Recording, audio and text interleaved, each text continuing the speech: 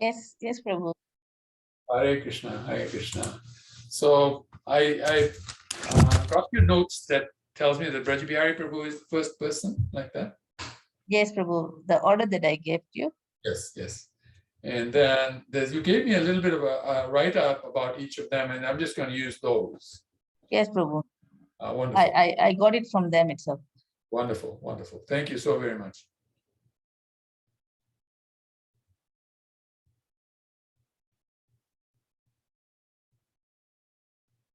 I think that was sent out on the TKG disciples group, not from you directly. TKG. Shadev Prabhu is from New Zealand.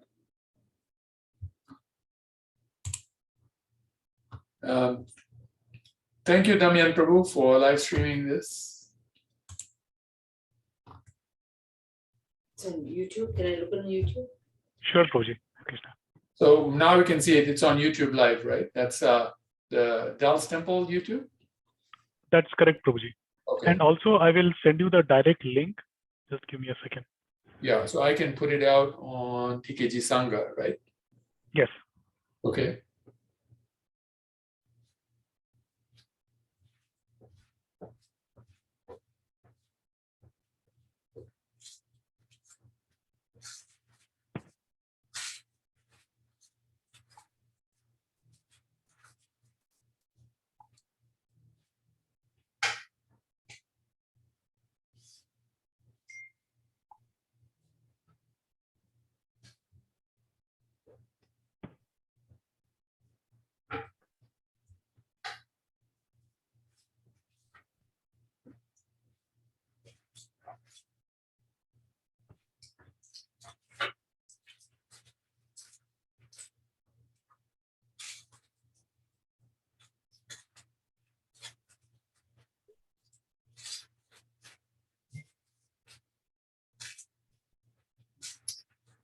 Okay, I got it on WhatsApp that you sent me, and I'm putting it out on TKG Sangha. Trying to find out where my TKG Sangha is. TKG Academy.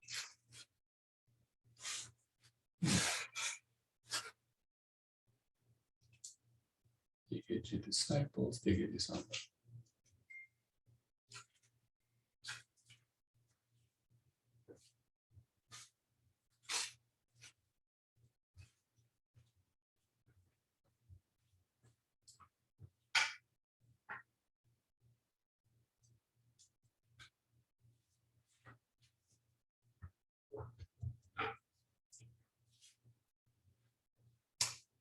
Okay. Hare Krishna, Brajabihari Prabhu. Very well. You're muted right now. But, Nice to see you, Prabhuji. Hare Krishna. nice to see you, as always.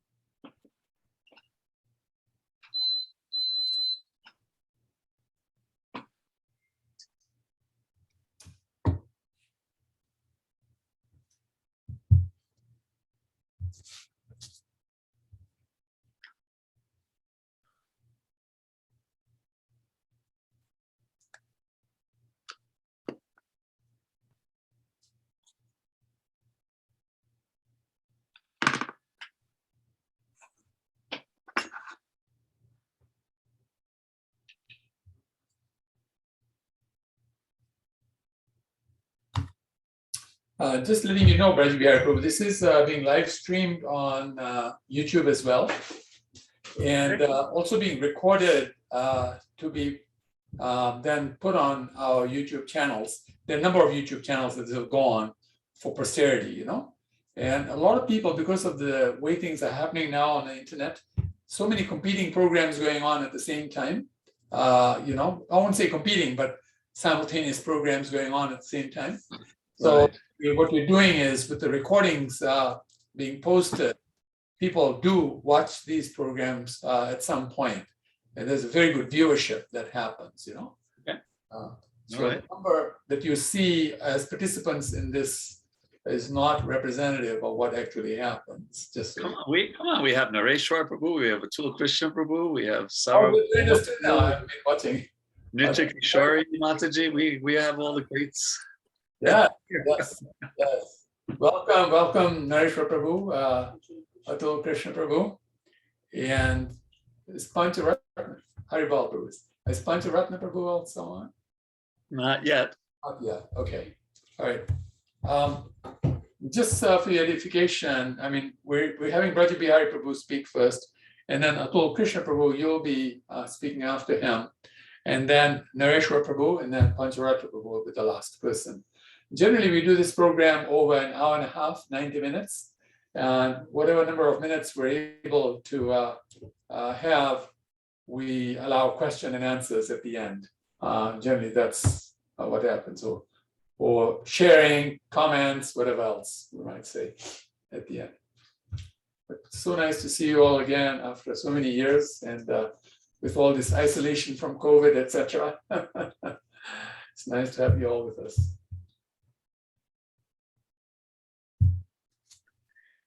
Thank you for arranging this.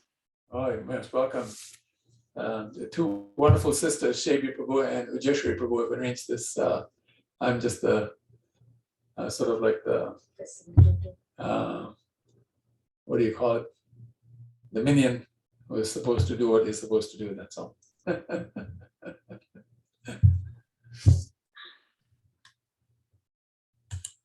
Right. So it's now 7 o'clock.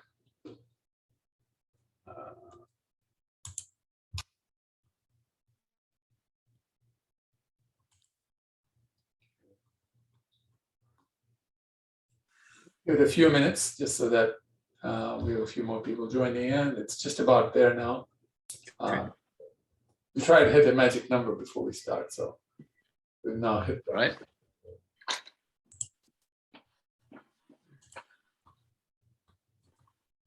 All right. So we'll get started. Vanchakalpa Turvishcha Kripasindu Vyevacha Patitanam Pavanebhya Vaishnavabhya Namo Namaha.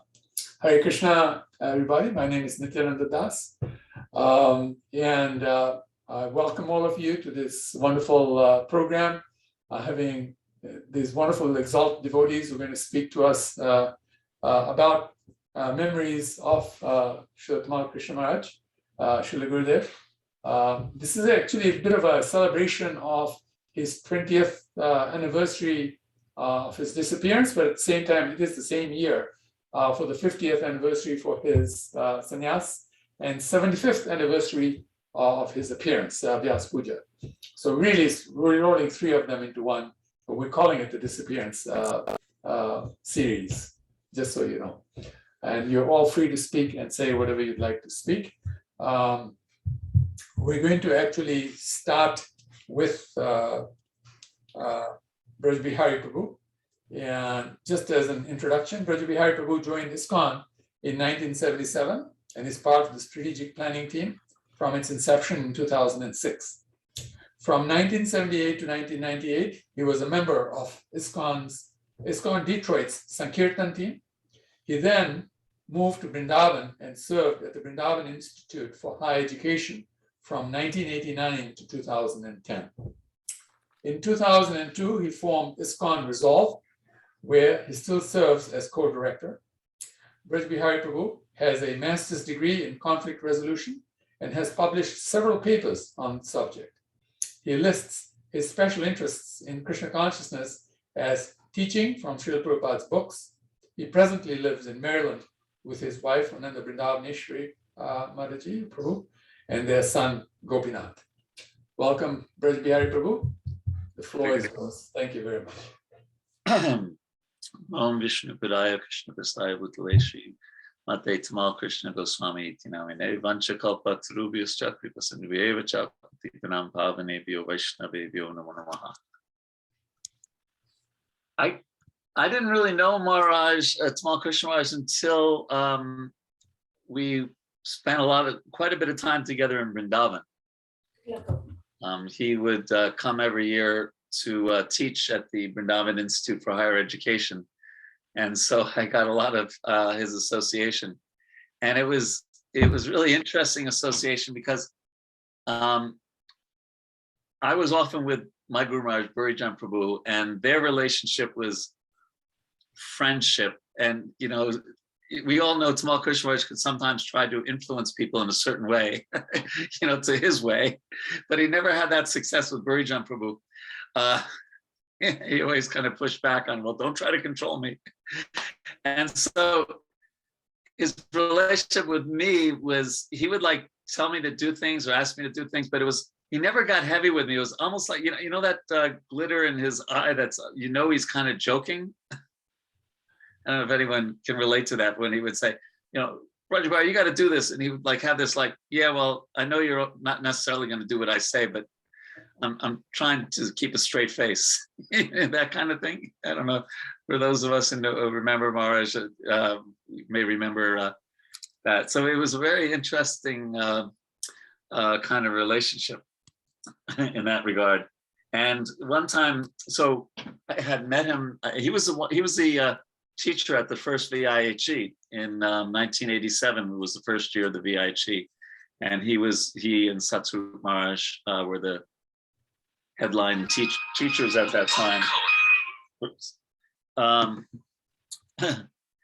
And so then I had met him there, and then he also taught again the Gorpanim semester, and then he came to San Diego. I was visiting. I was in San Diego, kind of as we used to say in ISKCON, associating with my future wife. You know, we call it association, right? So he asked me to become his servant for 3 or 4 days when he was in San Diego. And I was happy to do that, very happy to do that, actually, super happy to do that. And so one time he said to me, I think in that time my name was Arjuna. He said, Arjuna, you know, come with me to China. He said, you know, it's a lot more fun to be with than anyone that you might get married to. That's what he said. And of course I didn't do that. However, you know, I kept that request order in mind, and I have over the years been to China 5 times, and I'm even now I have bi-weekly calls with the devotees in China. So I'm kind of fulfilling that desire, you know, that request of Tamal Krishna Maharaj. Although at that time I was like, no, Maharaj, I think I'm going to get married. But so on that same visit, we went to visit a godbrother of his who lived in a very wealthy part of town, very wealthy. You know, I won't mention the name, but you would all know the name. It's one of the most wealthy areas in America. And so my mother had just bought me a van. It was a minivan that all around it had windows. You don't see them so much these days, but it had that time. So he was going to see this godbrother of his, and he kind of wanted to show this godbrother that he should be more strict. So he went with Gunagrai. So he asked me to drive him and Gunagrai Maharaj. And he made sure that both of them had their dandas with them, right? And really paka tilak, and they were kind of like showing, like, you know, get it together to this godbrother. But then the first thing was Tamal Krishna Maharaj said, "Oh, I want to take a nap." And the back of this Toyota, it could lay down as actually quite a comfortable bed, quite a cushioned bed. So I laid it down. So there I am. I'm in the front seat, and there's these 2 swamis in the back in saffron clothing in this super posh neighborhood with, you know, these multi-millionaires walking by and kind of looking into the van and seeing these 2 swamis taking rest. It was quite a scene, actually.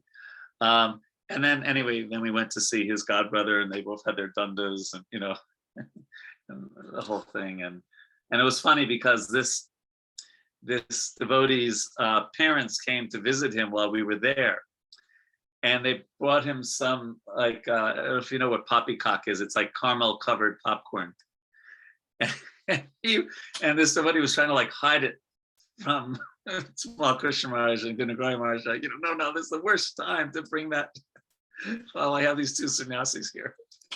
but anyway, it was really an entertaining trip, and it was wonderful that I got to serve him for those 3 days in San Diego. I think many of us have had the experience of Tamal Krishna Maharaj having this amazing sixth sense of like knowing what's on your mind. Has anyone ever had that experience? You know, you can kind of, right? You know, I remember Bridgember used to say, like, you know, that birthmark was like a third eye, you know, that could look into your soul. So one time in Vrindavan, he gave a really controversial class. I won't go into the details, it's all water under the bridge now. But he gave a really controversial class. And I guess he could just see by my body language and my wife's body language that we weren't buying it, so to speak, or we were disturbed by it. So that evening he called us into his house. And he didn't grill us, but he said, "So what did you think?" You know, and he knew, anyway, it was actually really kind of him to do that. And he explained the point that he was making better, but he was like he could tell, and so he got his servant to, and his servant said, "Maharaj, why?" I said, "Why does he want?" It's kind of like, it was like 8 p.m. He said, "Maharaj wants you." "Okay, Maharaj wants me. I gotta go." But many times I've had that, kind of experience that he can kind of like figure out where you're at. He can read your body language or whatever it is, whether, a totally spiritual thing or just, anyway, he was very adept at that, as I think many of us have experienced. And, I'm looking at the devotees here, and I know there's so many other disciples, but so many of the devotees here, Maharaj was so good at training his disciples. We have Nityananda Prabhu here and Nitya Kishori, and I saw Padma Mataji and Sarvabhauma and Krishna Kripa Prabhu. These are all really, really well-trained devotees. And, I think probably all of them at some point got some really good, as we used to say in ISKCON, sauce from Maharaj, right? I mean, I would assume I don't think anyone avoided that. So I remember the first time I really had an experience of that was he invited me for lunch in Vrindavan. And by the way, he introduced me to custard apples. I never had tasted one before. It was amazing. Yeah, I just remember that. But I also remember how, if any of the servers had done anything even slightly wrong during the serving of the prasadam, they really got it. I was like embarrassed. I was kind of like this, looking at my prasadam, just keeping my head down as much as I could. But he was very particular, as we all know, right? We all have most people on this call would have that experience of the cooking of the prasadam and the serving of the prasadam had to be like beyond first class. It had to be like, not 5-star, but like 7-star. And he didn't compromise, but it was such it was like an event taking prasadam with him, right? It was a whole thing, it wasn't just 15 minutes and you're out of there. No, it was like a whole it was an event. It was like a spiritual event. And I just, the fine art of serving prasadam. I always liked the way he structured his classes. They were always his classes are super logical, sequential. One point building up on the next, building up in the next, building up in the next to a conclusion. And he showed me his 3x5 cards that he would have sometimes so he had planned the class, at least in Vrindavan he did. And this, I'm talking about the Bhagavatam class, not the ones obviously he planned when he was teaching at the VIHE. First time he taught was, he taught the Nectar of Devotion. I'll get to that in a second. Please remind me if I forget. But anyway, his classes were very, I remember it was so satisfying at the end because I always felt like a really good class, the speaker takes you on a journey. I just, to the conclusion that they want to make. And it was so expertly done. he was very encouraging. So I had come to India and I was at the New York Temple and I met, well, his name was Ray Capo at that time. Now he's, the famous Raghunath Prabhu, an amazing preacher. I mean, he's giving class to 10,000 people every single day. It's amazing on the wisdom of the sages. It's amazing. Or now it's sometimes up to 15,000. Anyway, it was his first, he had just been in the temple like 2 weeks. And I met him, I said, I'm going to India. And he said, well, can I go with you?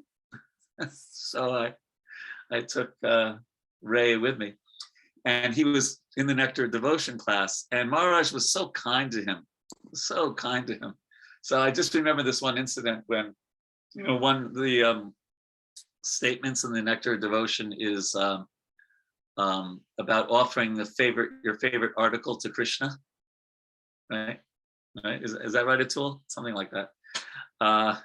And so we're going around the room, and devotees would say, whatever it is, a gold asana, or or Sringasana, or this or that. And so it came to Raghunath or Ray at that time. Said, my favorite item in the whole world is my 5-year-old sweatshirt. So I'd give my sweatshirt to Krishna. And Maharaj just had like this amazing laugh. He just loved the innocence. He was a brand new devotee, and he loved the innocence of Raghunath's statement at that time. Yeah, I just have a few more. I know my time, I'm taking up a lot of time. I also noticed, because somehow or other, I've attended a lot of meetings with senior devotees over the years, and so many of them, I just can't, countless times people would say, if Tamal Krishnamurti would still be here, this problem would go away, and like that.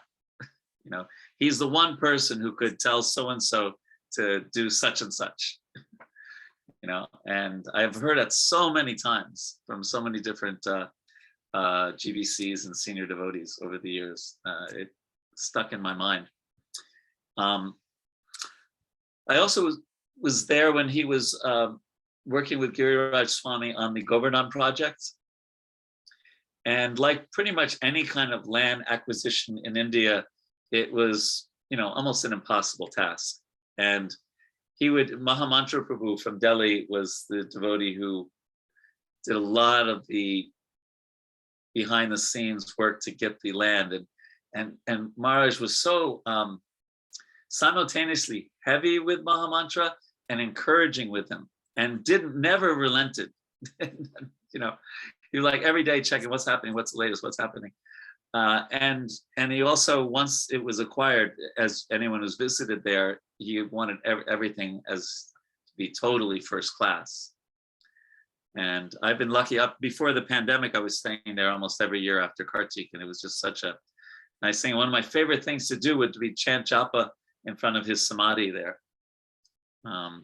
It's such a there's some real shakti at that whole area in front of the property, and Maharaj's samadhi, and then just next to that there's the Tamal tree and the Kadamba tree that kind of meet in the middle, like Radha and Krishna.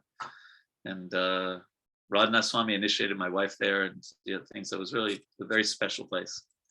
And he had that vision along with Giriraj Swami.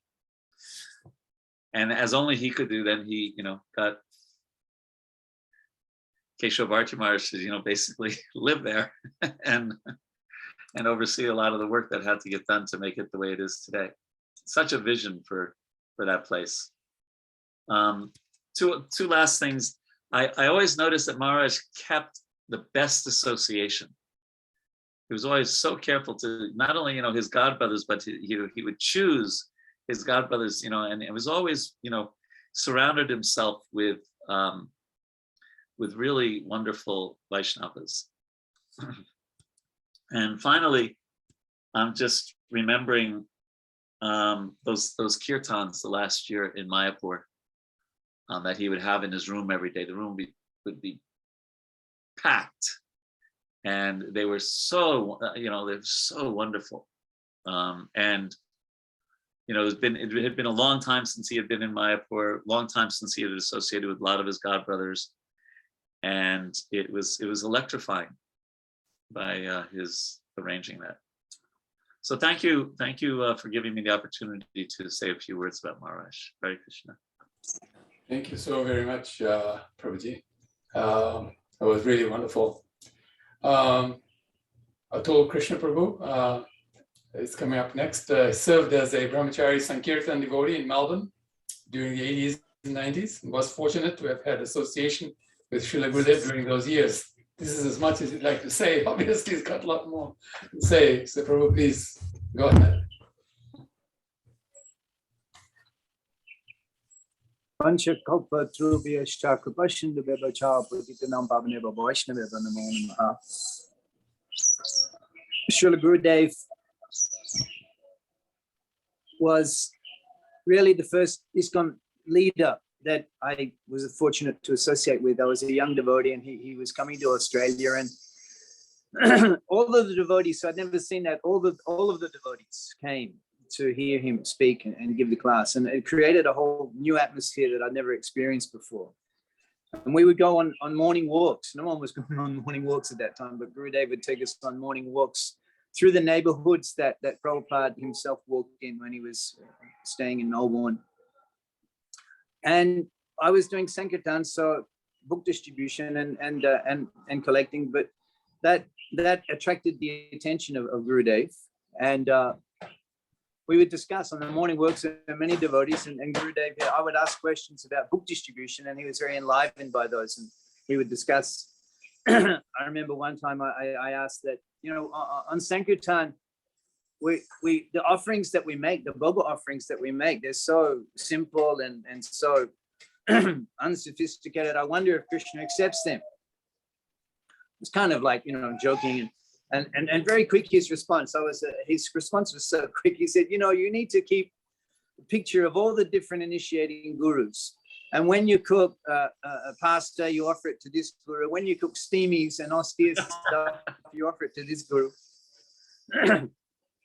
I appreciated the different fashions that Gurudev started in ISKCON. Like, for example, there was a Kodasi fasting. There was a period where everybody had to do a Kodasi fasting, and he would encourage us. He would say, anyone who does the full Nirjal fast, then you can break the fast with me tomorrow morning. I remember one time he got up from the Vyasa Sun in Melbourne. He got up and to break the fast when he was giving the class, and he went and broke the fast and then came back. That's how serious and strict he was about breaking the Kodasi fast. One time, Srila Gurudev asked me, he said, what is your ancestry? And I said Irish. And he said, yeah, that explains it.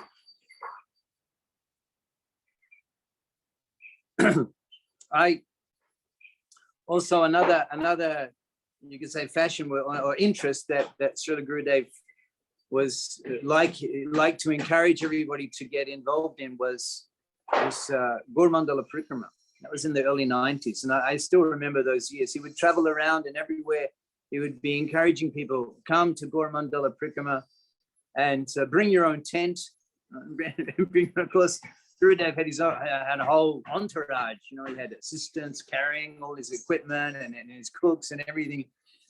We would get to the various places, and his whole camp would be set up with, and the atmosphere and the Parikrama in those early years, the 90s. There was no digital world then, so we don't have digital photos. But there was one devotee, Mahavishnu Das Brahmachari. He was taking photos. Still, you can get some of those photos of all 20, 30 sannyasis. Everybody in the movement was coming on those Parikramas. And I remember on many occasions seeing 15, 20 sannyasis walking down the roads, all gathered around Tamal Krishna Maharaj as we would wander through the different islands, the various islands of Navadip Dham. And in this way, the whole movement was surcharged so much by his Dham Parikrama, Navadip Dham Parikrama in those early years.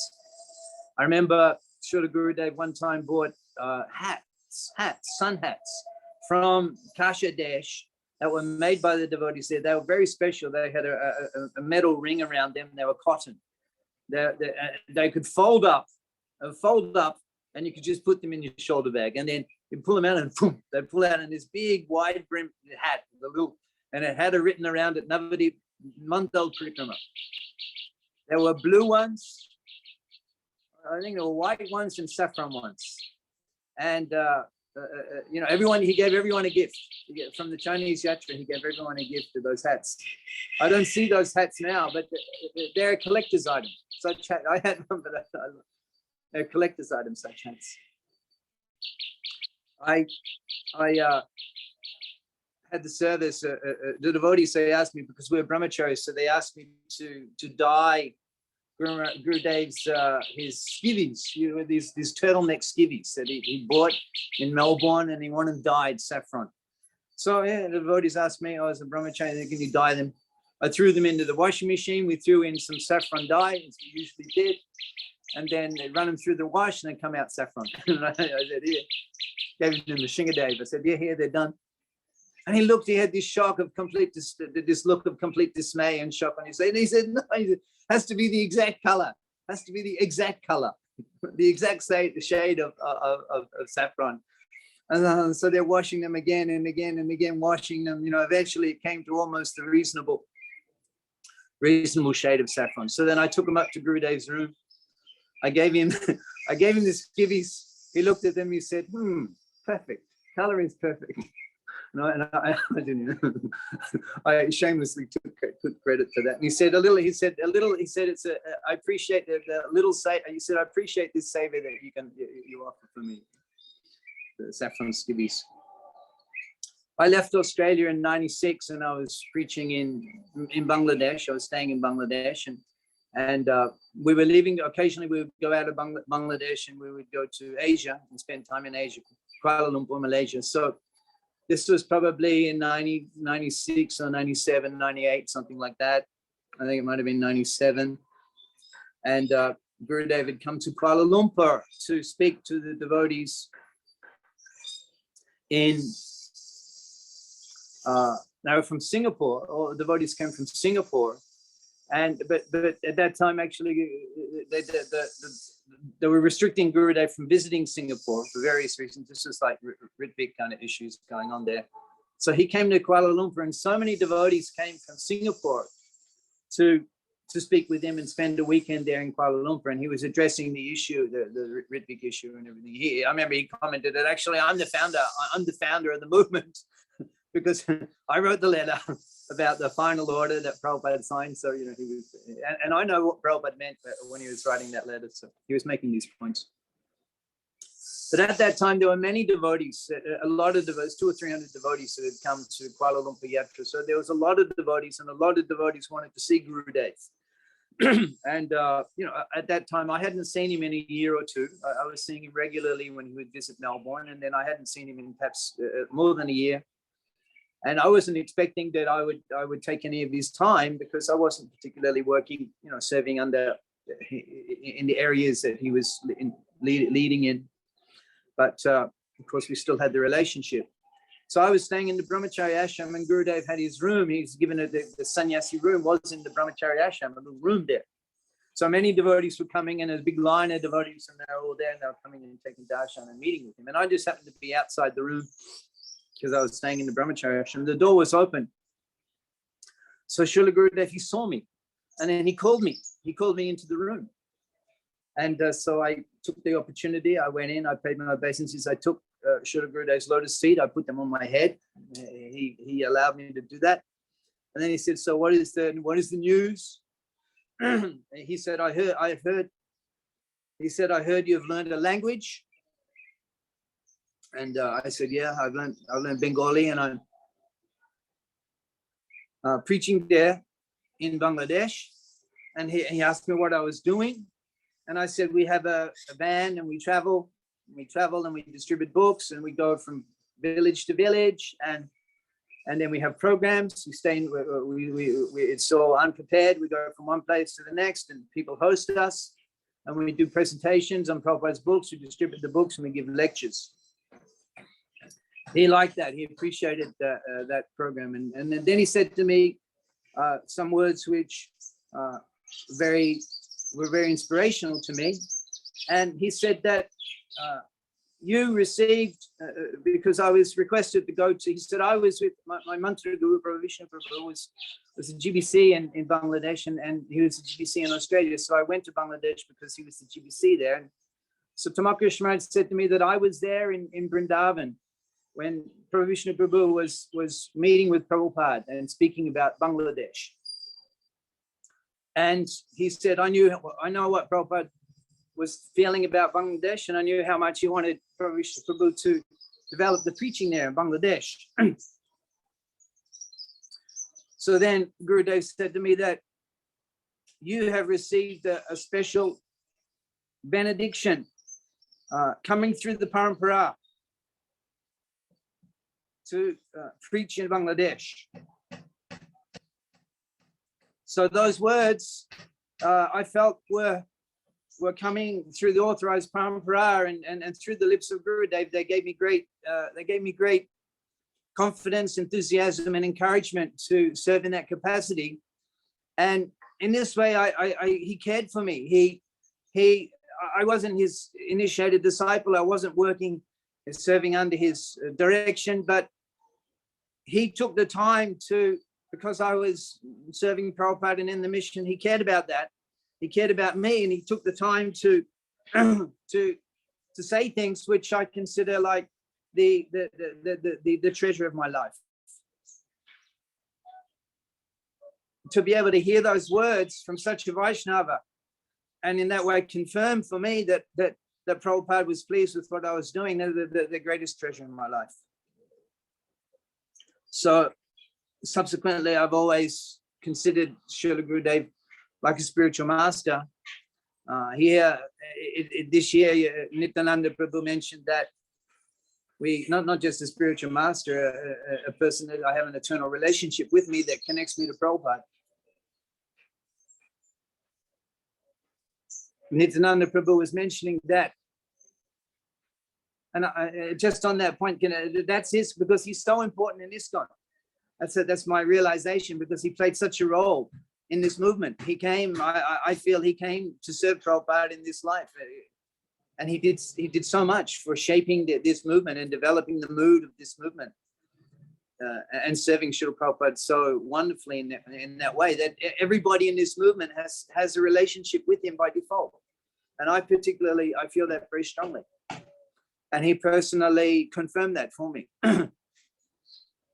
And I was reflecting this year at the Tirobhav Tithi Mahotsav this year, last week, when I was reflecting 20 years. And I was thinking that had Gurudev been with us for the last 20 years, it would, so many things would have developed more rapidly, and perhaps problems we're facing would have been much easier for us to deal with had he still been present with us. But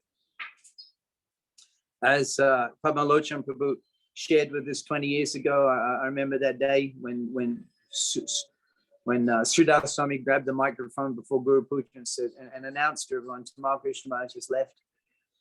And then Padmalochan Prabhu said that he had a vision. Padmalochan Prabhu, Srila Gurudev's godbrother, had a vision. He was a visionary person. He had a vision. That morning he said he saw a vision of Tamal Krishna Maharaj in sannyasa dress, and Prabhupada's hand. He was there, he was reaching down, and he was taking him to another place for preaching. That last visit in Mayapur, when Gurudev was here in 2005, I think that was, it must be in 2002, 20 years ago, that last visit, he was speaking to the devotees from Taiwan. Devotees from Taiwan had come. There was 15 or 20 devotees. Many of them took initiation from Gurudev on that occasion. And he was giving classes on the Upadeshamrita. And I remember that the last class he gave before he departed for Vrindavan, the last class he gave was on text 8 of Upadeshamrita, wherein Srila Rupa Goswami Prabhupada describes the Upadesha Sharam, the essence of all instructions, is to remain in Brajantishtan, to remain in Vrindavan, and to meditate on the Leela of Radha Krishna, Braja Leela of Radha Krishna, and remain in Vrindavan, and in this way absorb one's consciousness.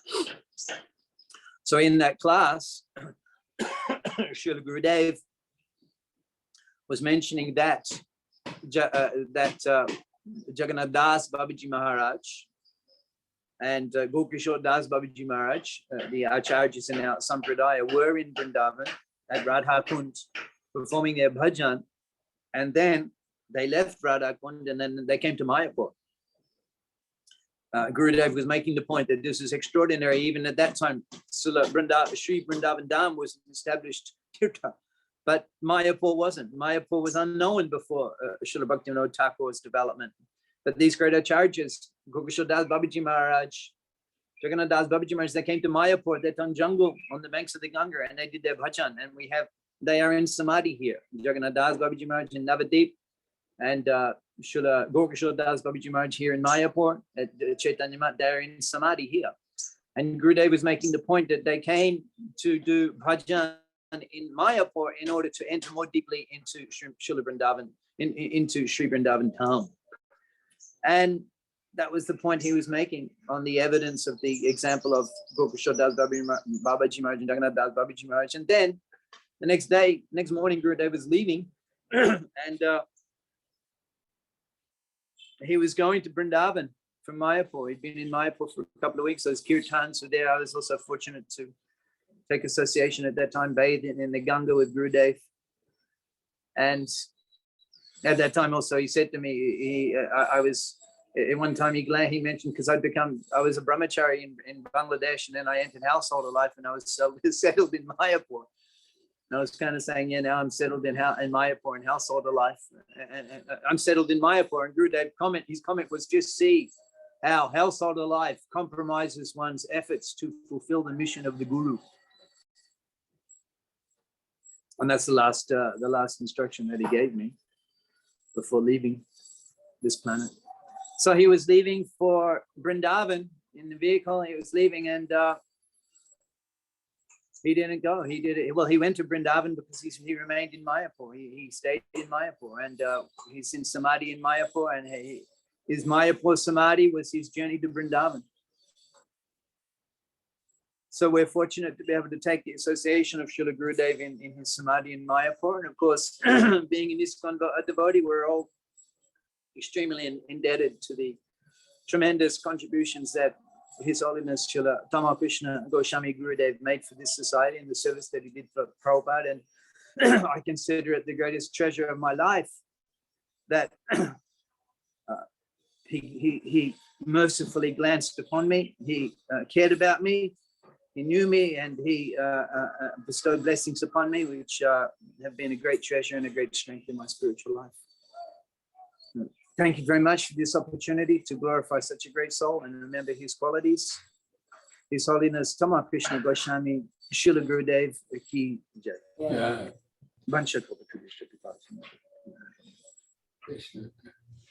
Yeah, thank you so very much, Lord Krishna Prabhu. That was very nice. Such great nectar. I really appreciate your coming on and speaking.